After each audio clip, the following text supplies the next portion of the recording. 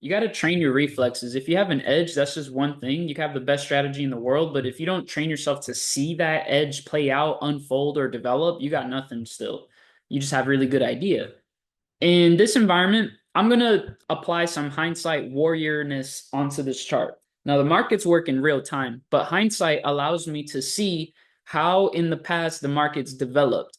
And I can look for repeating situations, repeating conditions, repeating patterns, and all of this stuff, right? So usually when I simulate things, I don't like to practice them wrong. I like to practice them right. I like to build good habits. So yes, I like to know the outcome before anything. So we're going to look at this down candle right here. This is a daily chart. So I could see within this day, it closed down.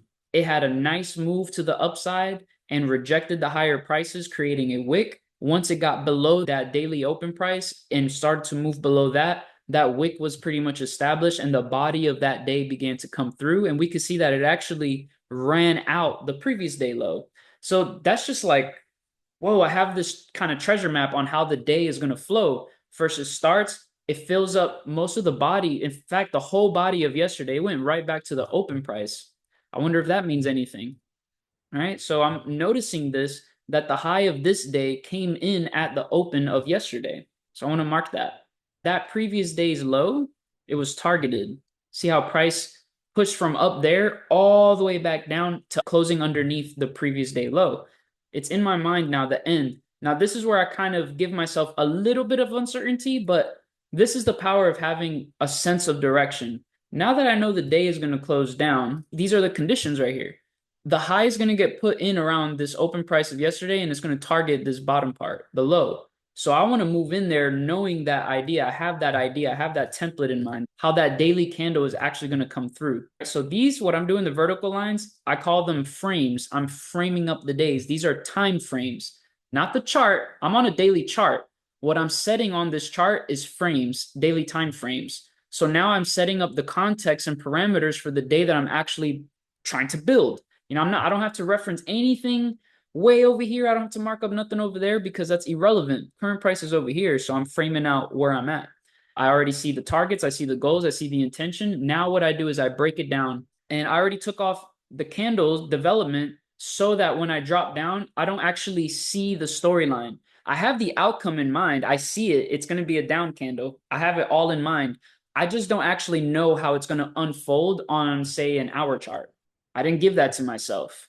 So this is going to be my entry area, and this is going to be my exit. So now what I'm more interested in realizing right now is what does the market have to look like in this area to signal me to get in? And that's what I'm developing, that sense, okay? So when I hit play, I am given now a simple daily open line. And what's cool is I already know that everything above this value is likely to become a wick because once the market trades back down under that level, it's going to be a down candle. Market slowing down here.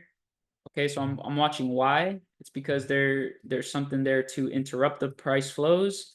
But this is showing me that anything that was happening here is now getting consumed by buying. So I can see that the market's about to advance higher. That weak selling followed by a nice thrust of buys. Okay, so here selling tried to come in, completely got overtaken. The market is still on the rise. So now I'm looking for the next level over here. This area is where it can get interrupted next. So one would say, man, you could take maybe an intraday trade or a scalp up in there, and I'd be like, you're right. You could do that or focus on the overall, which will get you from here, the high of the day, down to the daily targets. There's a lot more potential in that trading idea. Perfect. So that huge spike like that with that much weakness and at the time of the day, the 2 o'clock, we're way above the open price. We're hitting that previous open. We can get in a sell here, or we can look smaller to see if we got a different type of way to execute this. So we can see here that it's more obvious on the 45-minute that the sell flows are overtaking the buys. So we can even put a sell limit maybe even here. This is the current daily high.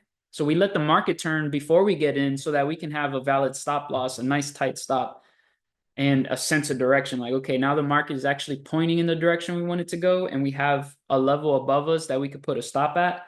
And then we already know what our targets are. It's below this previous day low. Perfect entry. Could just go ahead and sell it because that's a weak buying candle coming up against strong sell flows. So I'm with that all day. Beautiful. I would like to see less wicks on the bottom part of this, and I'd like for it to close below this part right here. Just like that. This is a lot more comforting. I like the way I'm holding this. If it gives me any more weak buying signals against this strong selling coming in, you can even get a re-entry because we're still in a prime real estate on the daily chart, right? And we still have a lot more ways to get to our target. Tapping back that daily open price and we're seeing a rejection of it, but maybe we can get a nice tap back into this level for a re-entry before it drops. So maybe on a smaller chart on that revisit, you can get in. On the sell limit, you can get in. I'm not going to get in because I want to sell to a buy candle, an up candle. This just makes more sense to me to do it that way. There goes the heaviness setting in. And there you go.